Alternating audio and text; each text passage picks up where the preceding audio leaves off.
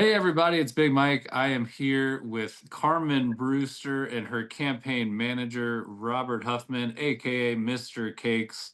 And we are here to discuss her run for governor. So let's kick it off. Carmen, introduce yourself and tell the people why you're running. Hi, my name is Carmen Broesder. I'm running for governor of Colorado because we need help in a lot of different areas. We may be an amazing state, but we need help with our water resources, our rural hospitals, our cannabis and firearm rights, apparently. And then just also, I have methods to help us with green recycling, with helping Denver area out and getting like compost piles and things like that. So, a lot of different reasons. Understood. And are you running on what I understand to be a democratic socialist platform? Is that correct? Yes, when you look at it, you'll see there's a lot of co-op in there, a lot of things where we take the Democratic Socialist platform and make it purple. Okay. Okay. And can you give me an example of that?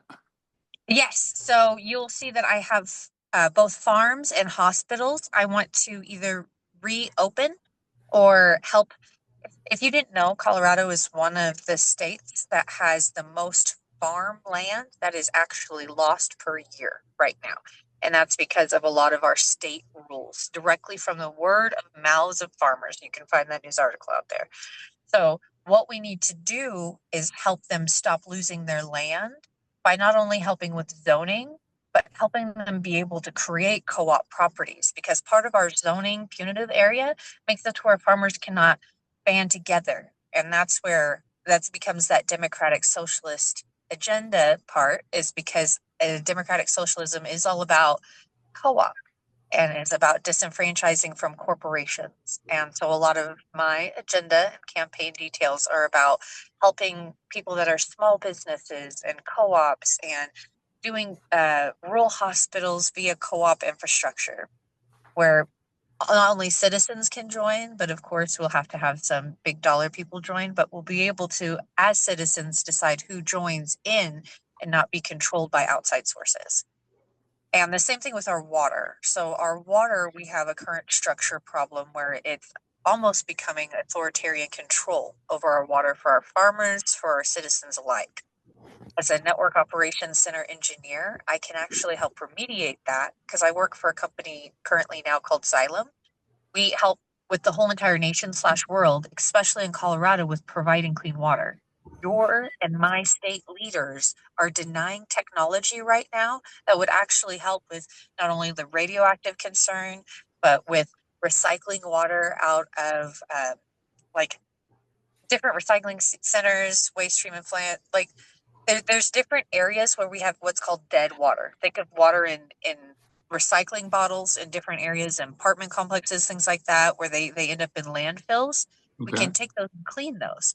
So all of those policies together end up being a more holistic democratic socialist policy because we're putting the power back into the people's hands and putting the money back into the people's hands by doing the co-op infrastructure.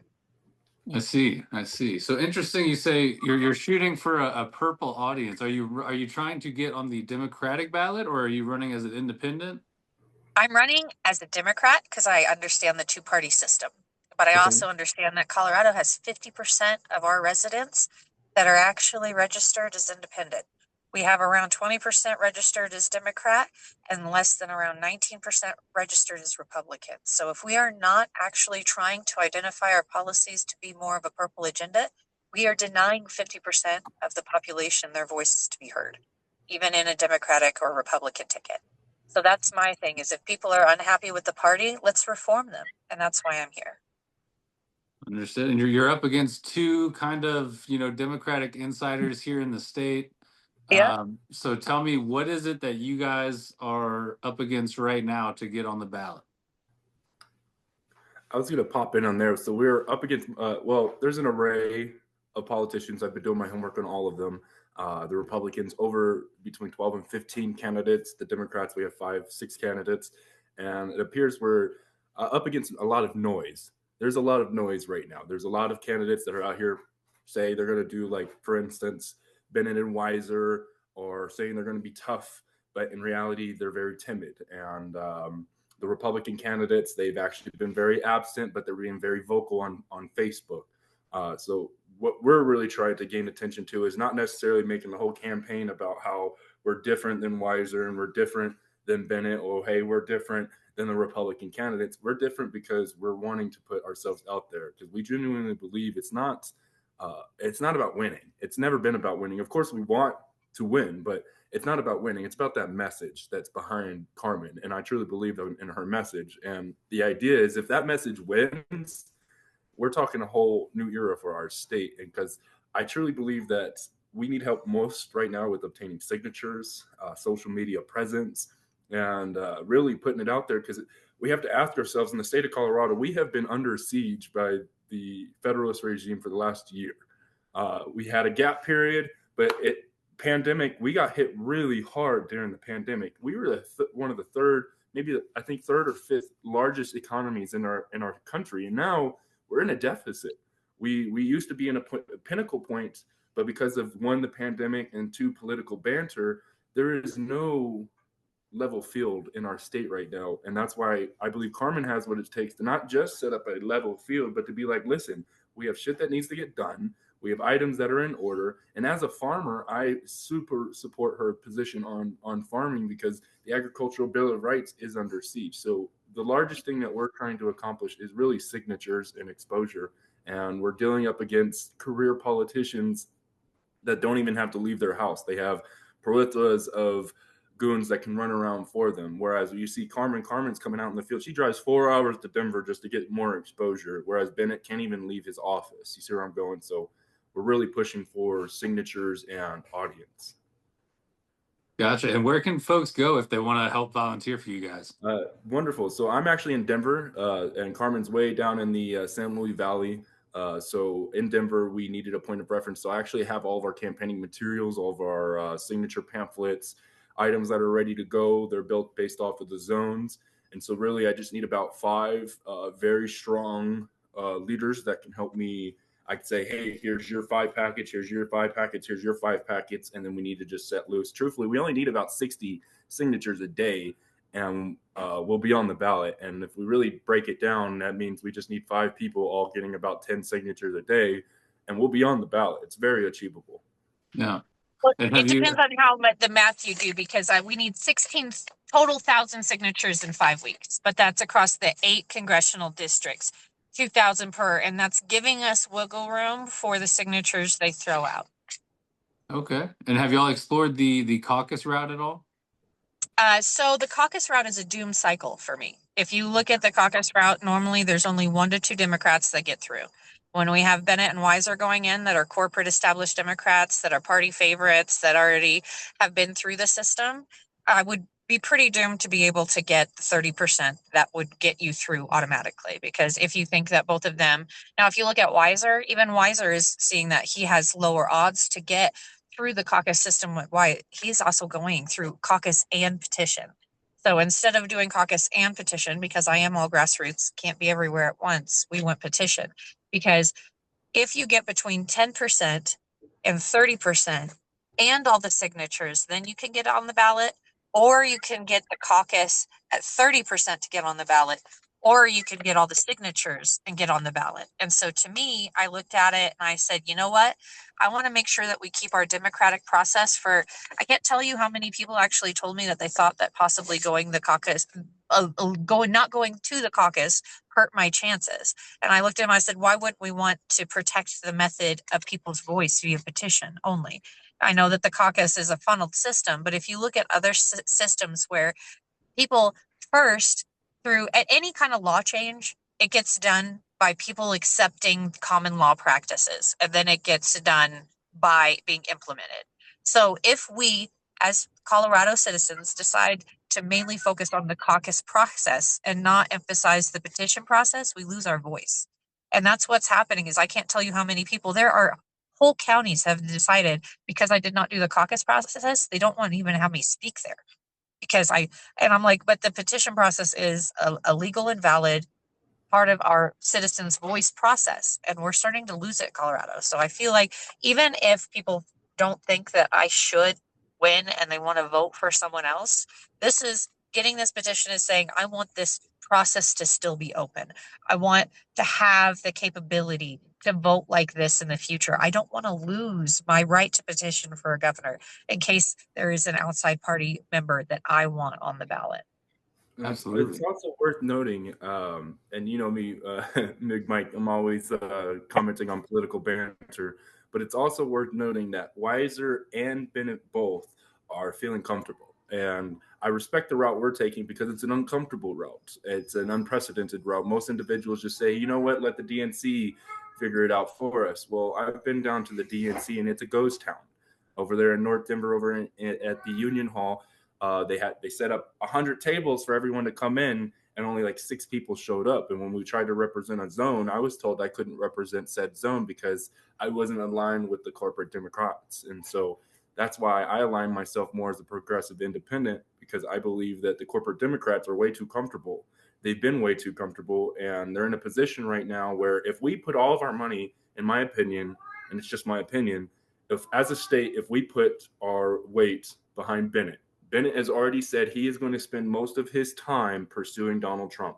We have too many issues as a state right now. We need one that's not just going to pursue the federal government, but is also going to realize this state is so divided. We need some common ground. We need common yield. And to be honest, and a lot of Democrats can strike me for it, but as a state, we actually need El Paso County and going into the Springs more than we realize. And we have allowed the current governor to completely ostracize Republican zones from Democratic zones. We don't. It's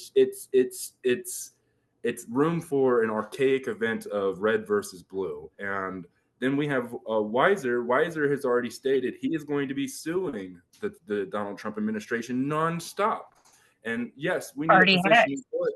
But he said on his first day, he's going to be signing executive orders going after Donald Trump. That's cool and all. However, his current track record shows otherwise. His current track record shows otherwise. He hails and marries a bunch of lawsuits. None of them stick to the wall. Maybe one sticks and then it gets cut down.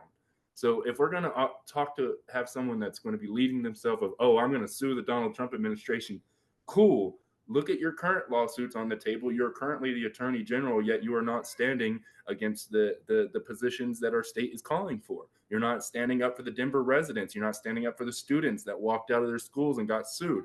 You're not standing up for the police officers that are trying to figure out this difference between state rights and federal opposition. So we're in a weird position as a state, not to mention the 2029 vote coming on for economies, the 2030 vote for NORADs. We have so many big votes coming up in 2028, 2029, and 2030.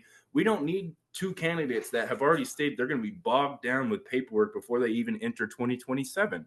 So the way I see it, I believe Carmen brings a clean slate to the table. She's not bogged down by the federal government. She doesn't have history with Jared Polis. She's not at the whim of a Democratic Party that is saying you have to do this because we said so. Carmen is saying, no, we're doing it this way. This is the direction we're going, and this is why I'm going to win. So I just had to put that out there, that if it wasn't for the fact that the DNC right now is so divided, I think the caucus route would have been wonderful. However, because of how divided it is, going the petition route just shows the hands-on nature of why Carmen wants to be governor.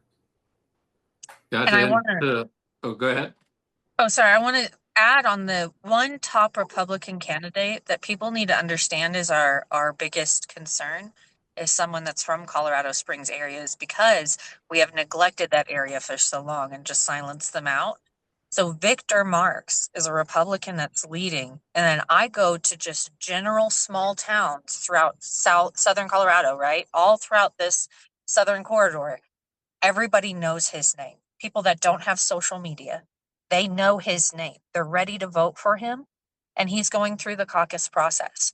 So if he goes through the caucus process and he gets onto the primary ballot and he gets enough Republican in it, we may end up having a Republican governor because we have a 50% independent. And because that 50% is feeling ostracized, one of the things that they're actually feeling ostracized the most about is two-way rights.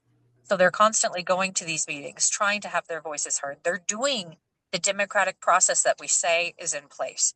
But I can't tell you how many hundreds of men that I've heard from now, because I went onto online forums to talk to them, and they said, we don't feel heard anymore.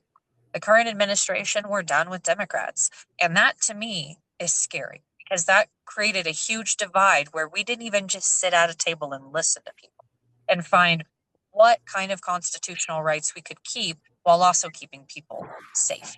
And that is where we need to start listening to both sides. We need to listen to people again because people matter in Colorado. And we don't need to silence a whole population that is one of our still larger populations. We have libertarians actually make up some of the largest population of Colorado, and they're getting very tired with Democrats. They don't want either one of the candidates. So unless we start entertaining another candidate, we are likely, in my opinion, to have more likely to have a Republican governor in 2026 at the end than we are to have a Democratic, because Bennett, a lot of people are mad that he's advocating like leaving his seat.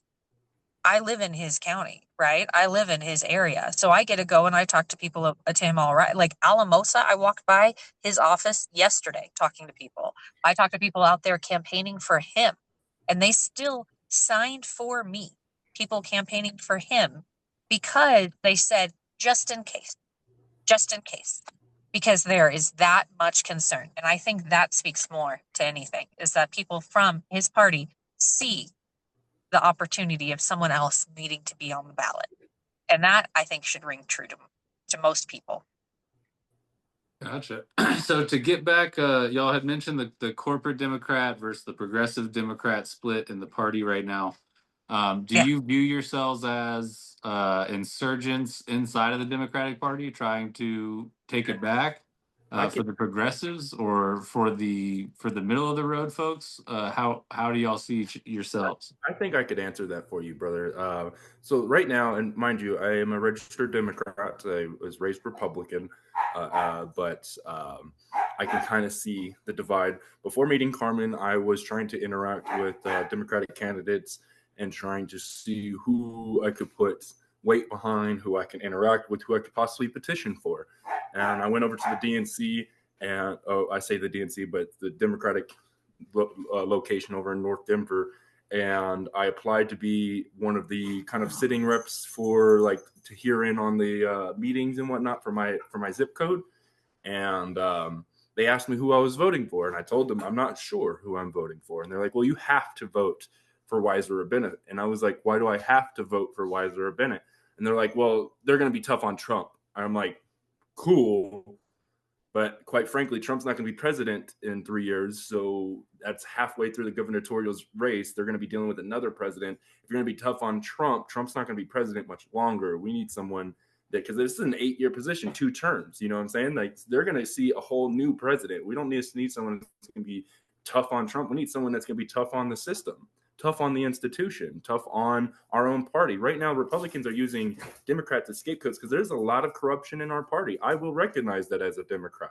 And Absolutely. quite frankly, I am upset that Bennett and Weiser both have not accepted that. And when I sat down with the representatives in Commerce City, they kind of made the same position. Well, we have to go with Bennett. And I was like, okay, well, what's Bennett's position on AI data centers in the Platte River?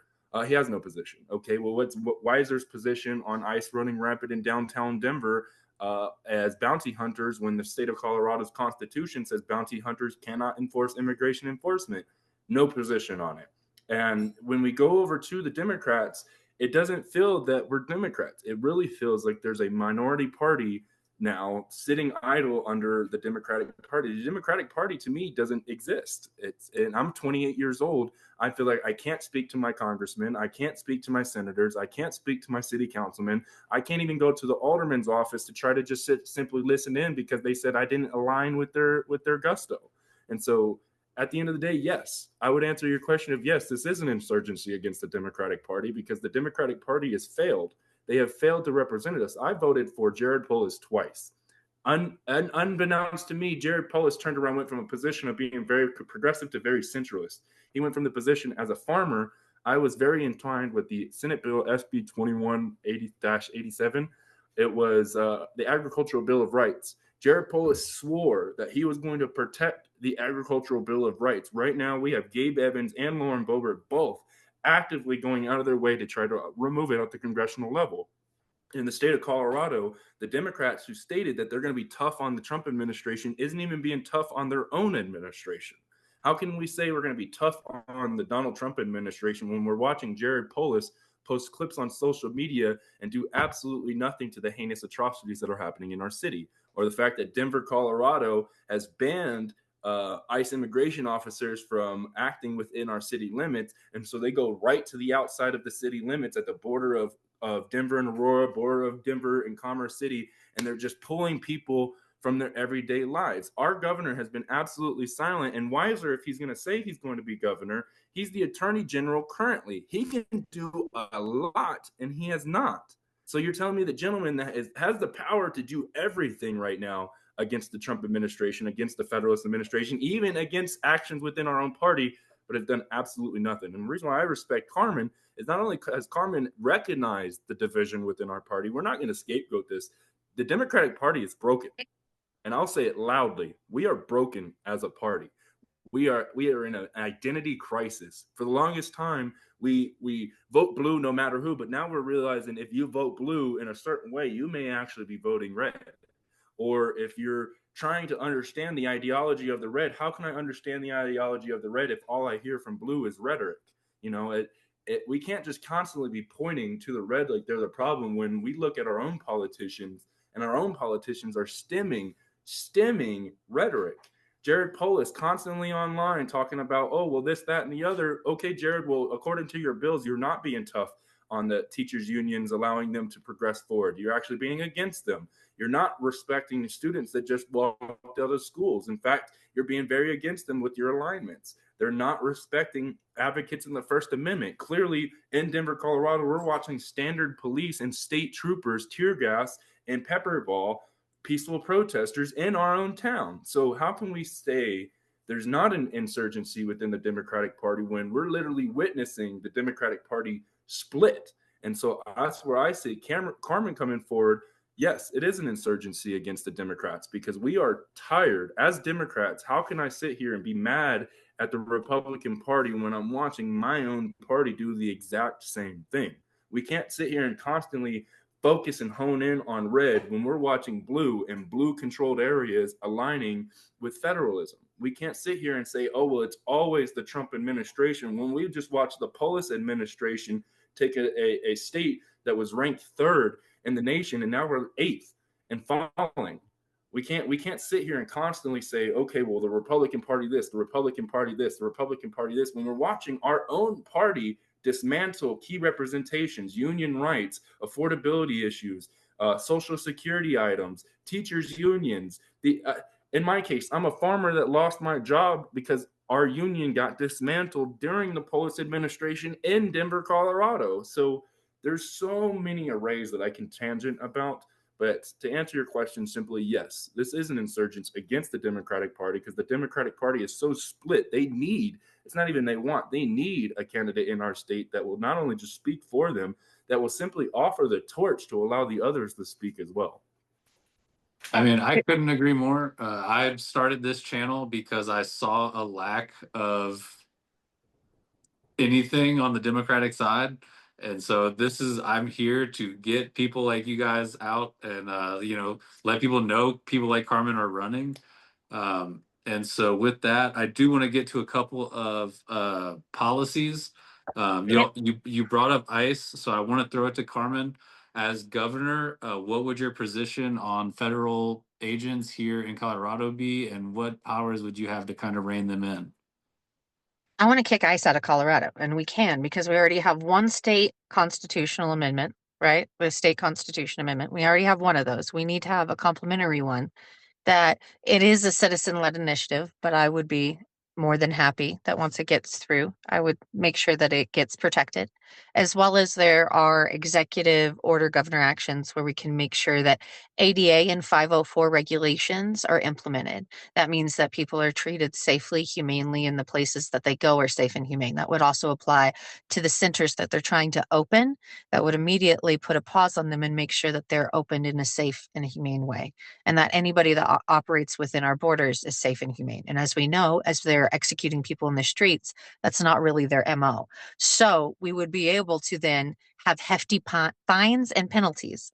One of the best ways I've learned that to get government to listen to you is to make them literally pay, right? So that's what we did in Idaho when we were fighting fascism, is that we would go and we would create bills and legislation, like even through citizens going and speaking, and you can find plenty of news reports where I was doing that, where we would emphasize legislation that caused penalties to people breaking those laws so that way the literal government paid, right? So I would get the government to pay us for violating our rights and get money back into our pocketbooks.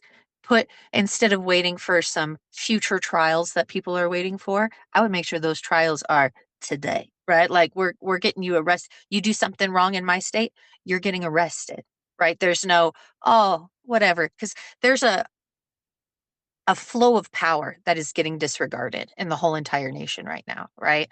So we have the federal constitution, state constitution, federal law, state law. That is the most layman version term to say that's the progression of power. One way to easily emphasize that is why we as a state are allowed to ignore cannabis federal laws because it is in our state constitution. So that overrides because the 10th the federal 10th Amendment says that we can disregard federal laws if they aren't a federal amendment for our own state laws. That's state rights, right? So it's baked into our US Constitution. So if we actually utilize what people have put on the back burner because they don't want to be that guy, I don't mind being that guy. And I don't mind if because I know I would prefer 8 years, but I don't mind being the 4 year bad person that basically cleans up, gets ice out, helps our. We don't need ICE detention centers. We need mental health facilities. We need uh, hospitals opened. We have opportunity as a central point in the United States to actually become a medical resort facility area for all the red states, but yet we're leaning in to becoming like Greenland and having detention centers and things like that. Like I would rather lean more into, granted, there's areas of Switzerland I wouldn't want to be, but what I'm talking about is the economic boom opportunity that we have. So we could kick out, become neutral, and become an economic boom industry at the same time. And it, to me, that seems more logical. All right. And earlier you brought up 2A Yeah. and kind of bridging the gap between, urban Colorado and rural Colorado. As somebody firmly on the left, if somebody put Che Guevara on the ballot, I would vote for him. Uh, but I also am pro 2A. But I Oh, also recognize that, reasonable uh, restrictions on gun ownership help keep children alive in schools. yeah. So what I fear is on the right, you have a lot of like 2A absolutists. So how do you bridge that gap? There's a gap you can bridge with so many people, and then there's some people that you're going to see at the other side of that bridge is something that you learn as an activist and even as somebody who's running for a politician. So, as I've talked to people, I literally had a guy who, at the end of the day, he looked at me and said, because you're a woman, I'm not voting for you, even if you're pro 2A, and even if you can lessen these regulations they don't like. And I'm okay with not appealing to every gun voter. What I do want to do is I want to appeal to the people that have sense, that know that right now our laws are targeting people and we can make them actually like, so say we focus on stalkers and things that more thorough background checks, right? And then also not a live repository, but something like what Mr. Cakes does, where we would be able to pull a live feed that doesn't have a data bank, so there's no privacy, but we would be able to pull people that are saying things like, I'm going to murder that person. They probably should have like a little bit of a pause on buying a gun today if they're posting online, I'm going to murder somebody. And Yes. I was gonna say on your behalf, Carmen, one key position that I believe I've gathered from Carmen is one. I'm also very pro 2A. I'm Yeah. not an absolutist, but I am very pro 2A. That said, though, I also believe that we are a nation with mental decay, and Yes. at the time, it is too easy to obtain a firearm. No offense to anyone, it's nothing personal. However, if we really want to make a position about like school shootings and mental ailments and things of that nature, everyone said they're going to take my firearm. That's not true at all. However, in 2000, I think it was 2008, 2009, the Obama administration, if I'm not mistaken, was putting forth an effort to where if you simply gift a firearm, like say I have a nephew, right? Nephew turns 13, state of Colorado, you can hand that over at 13 with jurisdictions. I, in theory, if that 13-year-old goes and commits a crime with that firearm, I should be responsible. I gifted that person that firearm. I should be responsible. Going back even to high profile cases, there was a high profile case recently where that firearm was given to that 16, 17-year-old.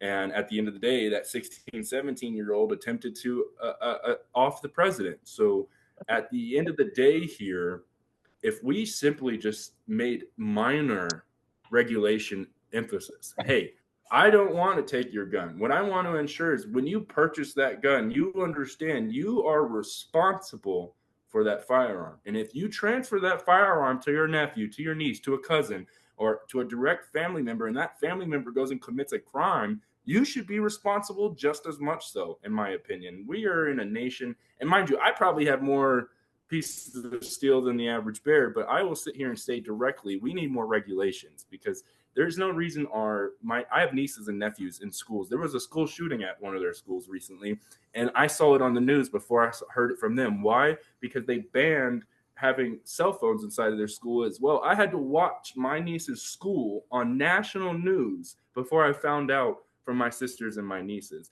And at the end of the day, that child that shot up that school was a gifted hand rifle or handgun that was supposed to be held in a locker until he was 18, but it wasn't. It was sitting out on the counter, and that kid took it to school trying to show it off, and it turned into a whole thing. And so, as a Second Amendment supporter, I believe that our Second Amendment rights are under siege. However, they're also being misrepresented. I think that we need to clarify the position of the Second Amendment. We need to clarify the position of the regulations behind the Second Amendment, and then we need to clarify how and why the certain pre-checks are in order. Why do we do a standard background check? Why do we do a mental instability check? Why do we do required training? Why do we require anyone that buys a rifle to get a hunter and training license? Certain of those things are not mandated. They're there, but they are not mandated, meaning all I need to be able to do is go to Walmart. I can get a $50 license, borrow Bubba's rifle, and the next you know, I'm out in the field hunting. Cool. But if I borrow Bubba's rifle and I go and commit a crime with it, what does that do for Bubba? Bubba should also be liable for that crime. It's just we're in a weird position right now, and don't get it twisted. I don't want someone to say, "Oh, well, Mr. Cakes thinks we should take our guns, we should take our Second Amendment right." We've seen what happened when the federal government oversteps their boundaries. So it's just as a state, we need to clarify our position. If you think about it with alcohol, when you buy alcohol, you're responsible with where that alcohol goes, right? If a minor ends up getting that alcohol, they would get in trouble, the person that purchased that alcohol for the minor, right? It's the same principle. It's an adult thing that you are purchasing or gifting to a minor. You are responsible for the safety, education, and use of that. Now, there is a person, Denver Merc. I don't know if you know who they are. They own a firearms training facility and also a firearms shop in the Denver area, in the like the Boulder-ish area. So they have agreed because they like my stances and they see that I don't want to infringe upon rights, but I want to protect people. They are a veteran, and I'm meeting with them today, and they're going to gather signatures for me, and they're also going to help us with our policy. And I have endorsed part of their policy that they're going to submit for the 12 hours of training that Colorado is going to require later this year. So we have a mutual arrangement. So that's something where you can see I've already reached out to that community. I've already, granted, I don't have the respect of the whole community, but I've already got enough respect that they are willing to help me build those things. And that was something that other people don't understand, that I'm not walking in with the whole entire cart of my plans, right? That's because I don't believe that I should be the one to dictate what happens with every step of every one of these ways. Colorado has very intelligent citizens here with us, and we should be able to, like Mr. Cakes, being my campaign manager, emphasize and highlight that intelligence that is not seen as often because people disregard it and tell him to go away, which is not okay in my book because he's extremely intelligent, he's educated, he's uh looked into not only the political side of Denver, but the people side and the activist side. So why wouldn't you want to have someone like that at your table? And if our Democratic Party right now doesn't want to have someone like that at their table, we need to change it. Yeah. All right, let's go to Tabor. Obviously, a lot of budget issues with the state right now. Are you in support of killing Tabor? And would you, as governor, uh, put forward because it would have to go through the ballot process. Yep. So would you support getting rid of Tabor so that we can kind of get our budgetary house in order, if you will? Yeah, I get canceled for that a lot, but for sure. I put that on my campaign details on my website, and people are like, but why? It's our rights. I'm like, they're not being used right. We're having education shortages, healthcare shortages. We have to go through a whole entire voting session to be able to use it. People aren't able to get their food stamps in emergency purposes because of everything. There are literal challenges in Colorado right now that are affecting real people because while a system was intended to be implemented to help the people, give the people a voice, it was not done in a proper way. So if we scratch it, try again. Just like in tech, it took a lot of times to do a light bulb, in my opinion. Well, I actually have been taking some good. Tabor's actually a big point in my eyes. I don't really talk about it on my TikTok because most folks hear Tabor and they don't fully understand exactly what it is. So I've actually done a lot of research. I did 2 categories, both good and bad. And so I figured if you're okay with it, I'd read those off to you. I'm just going to pick 2 bullet points from each. And mind you, I was sitting there just going down. I'm like, what should our position be on it? Because personally, I'm a little in the middle on this position because I see the good. However, I also see some finite bad. So allow me to begin. So the good perspective. So I did write 9 items down, but the 3 that I think that are popping my mind is taxpayer empowerment. With the Tabor, it requires voter approval for any tax increase, preventing runaway taxes and government spending. I think that's good. Physical restraints. It does limit the revenue of the government to keep and pushing efficiency for state spending. That is also good, in my opinion. And then, I'm pulling this directly from the Tabor on the refunds portion. Refunds, when revenue exceeds the limit, taxpayers receive refunds, which supporters view as returning over collected money. That is also good, in my opinion. However, pulling this also directly from Tabor, regressive nature. Quote, by restricting income tax, it shifts tax burden to fees that often impact lower income residents more than increasing wealth of inequality. So requoting that spot, inside of the bill for Tabor, it directly states that this will shift most of the burden from the wealthier class of Colorado to the lower income classes of Colorado.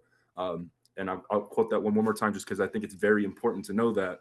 Quote, by restricting income tax, it shifts the tax burden to fees that often impact lower income residents more, increasing wealth inequality. And I found that one to be a major point. Yeah, what I we grew up call poor. a regressive tax. Exactly. And I'm from a single mother. You grew up in the projects, every dollar counts. And when I read that line, I pulls up a red flag. And then this one is I call it a ratchet down effect. But the ratchet down effect of this is, quote, the cap that can be permanently lowered for the base for future spending, crippling long-term investments in infrastructure. And so my position is I'm in the middle because there is wording on here that is very good. However, there's also wording on it in the background on the lowest portions of the bills that are not good. And so it's just my position on it. Many conservative communities see it as a protection against overtaxation and labor and education and items, but some communities could also see it as an indirect impact to lower income constituents, schools, resources, and it So it just needs something that needs to be a more broader discussion than just being, are you for or against? Because if you're for it, okay, why are you for it? If you're against it, okay, why are you against it? And then see what's in between. Because the bill's on the table. It can be reformed, from my understanding, but through the next governor, either that or an executive order of removal. And so I think it needs to be, before there's a definitive yes or no, I think the entire bill needs to be reread in its entirety, specifically looking for the impact of lower income communities and vice versa, the impact on the standard taxation on the state. Gotcha. I got three more questions I need to get to. Number one, redistricting. Obviously, we saw the Trump administration try to start this redistricting war. It currently looks like the Democrats are winning. But you mentioned, the rural parts of the state are already not too happy with the way things are going. Would you support redistricting to kind of flex Democratic power that we have here in the state? I would, but with a big asterisk. I would with the citizen-led initiative. I don't want it coming from top down, because some of the things that they're talking about is basically like giving the governor or giving other people control. I think that the people, I know that we have pockets of a whole different types of people, but as we've established, 50% of the state is registered as third party. So I do believe, because that's what our state constitution is about reassessing with the people. And so that would be, yes, I do. And you can even find, I did start a change.org petition one feisty day, but I didn't platform it too much. But you can see that I did, you can see it exists. So yeah. Great. So this is always the stickiest question. With all the stuff going on in Israel and Gaza, do you believe what's happening over there is a genocide? And here in Colorado, we have anti-BDS laws that prevent people from boycotting, divesting, or sanctioning Israel. Would you enforce those as governor? And again, do you believe what's happening is a genocide? I do. I'm pro-Palestinian, but I also see, as you can tell, Mr. Cakes is Jewish. So I do believe that Mr. Cakes would be better to speak on this matter than myself, if that's all right. Sure. I appreciate the respect for that, Carmen. Yeah, I'm a German Jewish man, Southern Baptist raised, so as you can tell, can have quite the position on this. But I do believe there is a genocide happening in Gaza. I do believe that as a Jewish man, folks have been saying, "Oh, well, if I speak out against Israel, then that's me being anti-Semitic or being against Judaism and Jews." That's not true at all. You can be against the government and not be against the religion. You can be against the leadership and not be against the culture. You can be against the actions of its military and not be against its faith. And so at the end of the day, as a Jewish man in America, I genuinely believe that there is a genocide happening in Gaza to the Palestinian people on a daily basis. And I believe a lot of these ceasefire talks have been a load of horseshit. And you can go to Google Earth itself. It's been updated a month ago. You can see the craters. You can see the craters on mosques. You can see the craters on religious buildings, on schools. Just recently, about 3 weeks ago, they just destroyed the last what's that for when dialysis centers. They just destroyed the last dialysis center located in Palestine. And you have an entire population here that can't get access to medical goods, that can't get access to food. There's footage of children digging through rubble just trying to get bread. If that's not a genocide, then we are hypocrites as humans. If that's not a genocide, we are hypocrites as Jews. If that is not a genocide, then I've lost faith in humanity. At the end of the day, it's very imperative that, especially if you are a Jewish individual in the United States, you must speak out against this, because speaking out against Israel is not anti-Semitic. It's not anti-Jewish. It is respect for humankind. It is respect for the fact that we can go to Google Earth on satellite and see the destruction that is being laid out and being destroyed at our own tax dollars. And in Colorado, this is a big issue in Colorado, considering just recently, about 2 weeks ago, and I can send you over the screenshot when we're done here, Big Mike, so you can have it. There was a bomb that got dropped in Gaza, and that bomb landed on a school, on an elementary school, and it killed a lot of children. That bomb, however, didn't fully explode. Inside of it showed the exact layout and where it was built, how it was built, who built it, and when. And on it, it stemmed right here in Colorado from Raytheon, and its parts from Lockheed Martin. And it was all blunt. You could see the Denver, Colorado timestamp right there. And it was disgusting to see that. So I believe Carmen, as governor, is going to put a very strong stance. And if anyone says, oh, well, she's going to be anti-Semitic from being anti-Jew, that is not true, because I'm a Jewish man.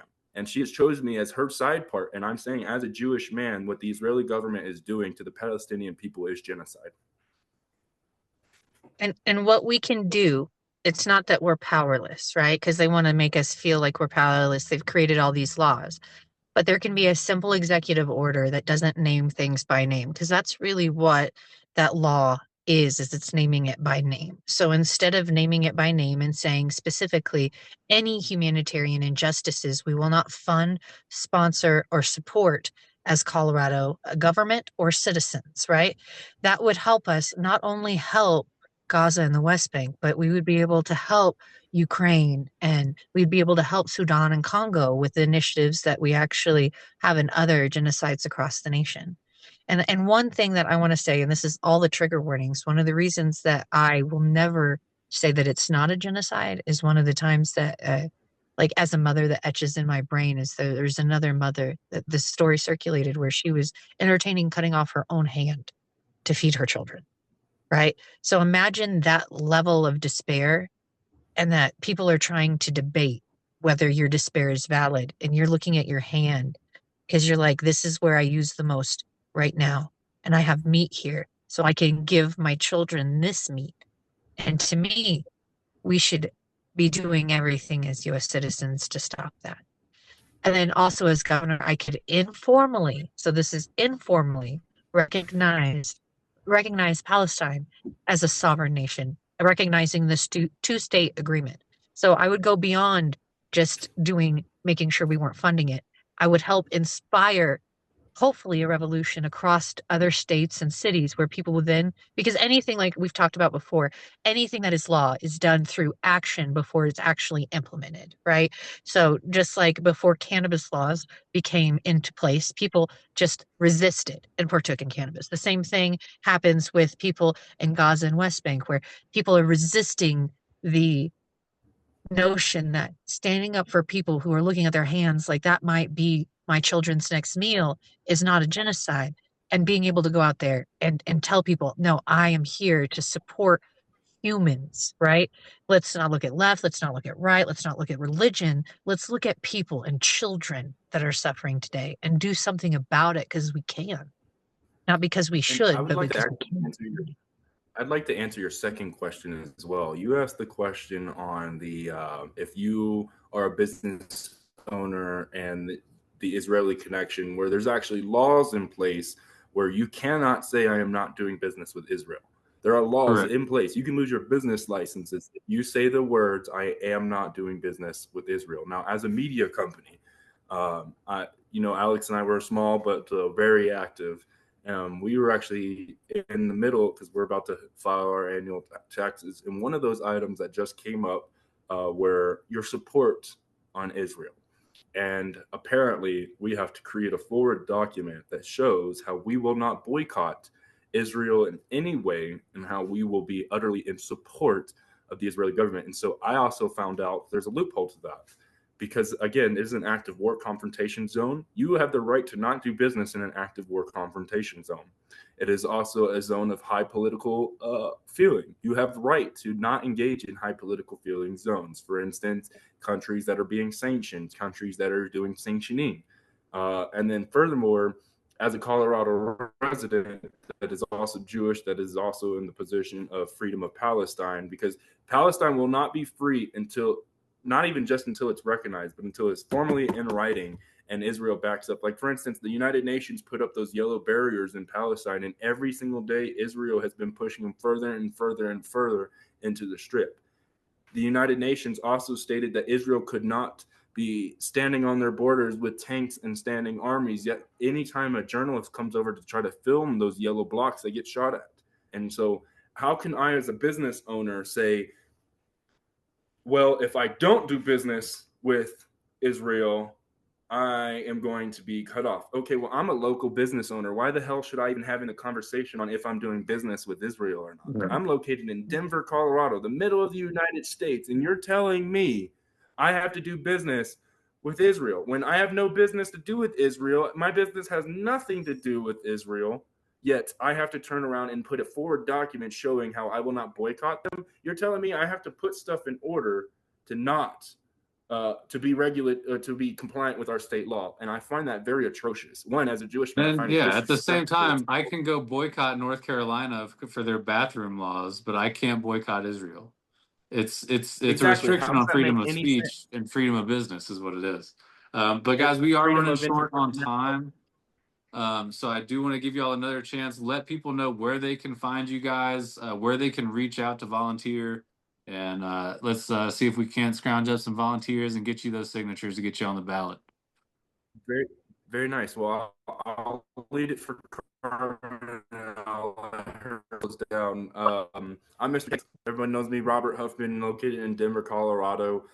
As Carmen's campaign manager, I am asking we need immediate to get signatures.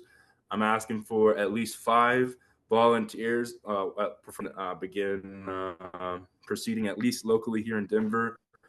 I would like to try to find someone to also help me put boots on the floor in Colorado Springs and in Pueblo.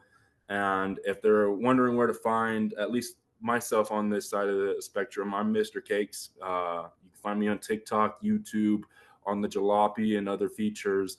But with that, my biggest request right now really is extra hands. I was recently in a car accident, so I have a little back brace and stuff going. And so it's kind of hard for me to run around right now without being in a ton of pain. And so I'm asking for folks that believe in progressivism, believe that this is your time to speak your voice. And also, I would love to see Carmen as the first woman governor in the state of Colorado. And so there's a lot riding on this election. And so if you feel like you can be hands-on in that, come find me. I'm in Denver. I will offer you packets and we'll immediately begin exercising our campaign ability. So I'm excited to be a part of Carmen's election, and I'm looking forward to the message that we brought out. And again, my final statement is it's not about winning, guys. It's about the message that's behind the push for that win. And if that message wins, how great it would be in a state that is politically divided to see some political common sense. So with that, Mr. Cakes, tell it like it is. Big Mike, I'm really appreciated to be on your show. Big fan of yours. And Carmen, I'll leave it. Thank you all for joining.